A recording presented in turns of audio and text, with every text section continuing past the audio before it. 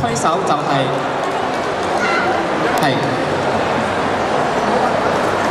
推手咧，就係喺一個安全嘅情況下，以剛才嘅套路為基礎發展出嚟嘅技擊嘅練習。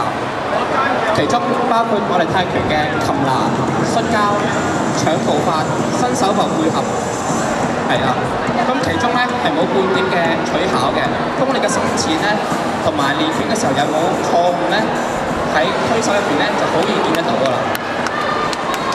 頭先見到啦，係師傅啦，無論係步法、身法咧，都壓制住師兄啦，點樣用摔法咧將對方摔到嘅。